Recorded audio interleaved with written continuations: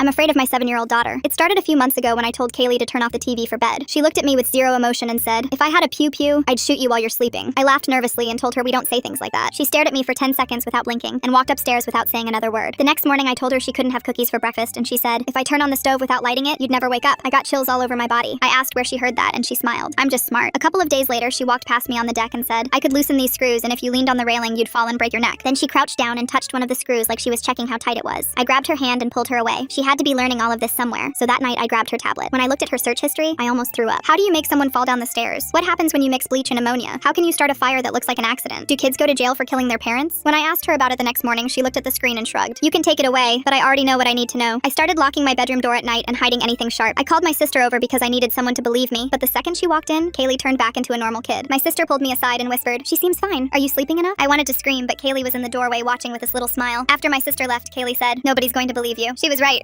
I made a therapy appointment, but they couldn't see us for 3 weeks. Every day, Kaylee would say something new. "I could push you and your head would hit that corner." Or, "It's easy to put stuff in people's drinks when they aren't looking." One morning, she came into the bathroom while I was brushing my teeth and just stood there watching me in the mirror. When I asked what she wanted, she said, "I was thinking about how slippery the floor gets when it's wet." I looked down and she'd poured water all over the tile. She could see that I was startled and it made her smile. Then one night, I woke up and she was standing next to my bed. I don't know what woke me, but when I opened my eyes, she was right there in the dark, staring down at me. My door had been locked and I have no idea how she got in. I turned on the lamp and saw she was holding matches. She didn't move when the light came on, just kept staring with her head tilted. I said her name and my voice cracked. She said, "I wanted to see if you were really asleep." I asked why she had matches and she said, "I was just going to light one and put it close to your face to see if you'd wake up." My whole body was shaking. She took a step closer and I could smell the sulfur from the matchbook. She held it up and said, "I can run faster than you know." I asked why she would say that and she said, "Because fire spreads really fast." Her voice was so calm. I reached for the matches, but she pulled them back. "Say please," she whispered. My heart was pounding. I said please, and she smiled and handed them over. It was the worst smile I've ever seen. She said, "You know you can't watch me all the time, right? You have to sleep." Then she leaned in close and whispered, "And I never sleep anymore." She turned and walked out, closing the door behind her. I sat there with the lights on until morning. The next morning I went through her tablet again and found messages I had missed before. Her dad's new girlfriend had been sending her articles and videos about ways to hurt people. She'd been telling Kaylee that I was the reason her dad left and that I deserved to be punished. I called the cops that day and got Kaylee into emergency therapy. Kaylee's been in therapy for 2 months now and she's getting better, but sometimes I still catch her staring at me and wonder what she's thinking.